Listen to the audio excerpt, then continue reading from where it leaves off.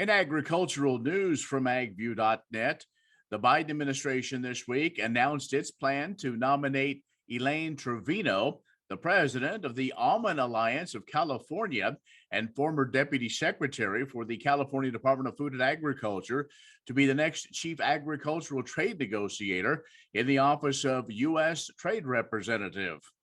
Trevino will be filling a key role for the U.S. ag sector as the Biden administration wrestles with how it should deal with China and what the U.S. goals will be for potential free trade agreements with the UK, the European Union, and Kenya. Now, those are all holdovers from issues the Trump administration did not get complete, but the U.S. ag sector also is keen for the Biden administration to forge ahead with new free trade agreements in places like Southeast Asia, or perhaps even enter trade talks to rejoin the Trans-Pacific Partnership. The last U.S. chief ag negotiator was Greg Dowd, a native of Jewell County, Kansas. Well, USDA did release their latest crop production and world agriculture supply and demand estimate reports recently.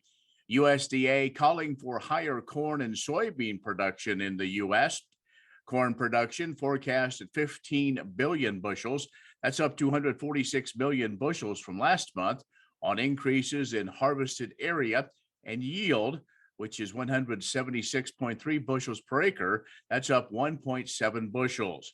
Harvested area, 85.1 million acres. That's up 600,000 acres.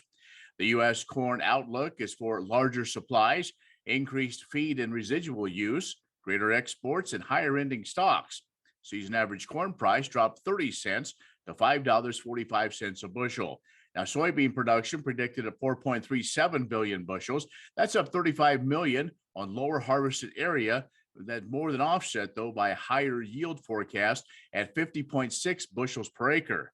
The area harvested for soybeans predicted to be 86.4 million acres. Now, that's a little lower than the number last month, but 5% higher than last year. Soybean supply and use changes include higher beginning stocks, better production, exports, ending stock, and a lower soybean crush rate. The season average price down 80 cents to $12.90 a bushel for soybeans. Now, the U.S. wheat outlook is for reduced supplies, slightly higher domestic use, unchanged exports, and decreased ending stocks.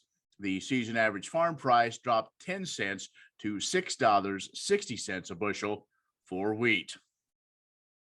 And finally, a bipartisan group of 4 senators have jointly announced the American Beef Labeling Act.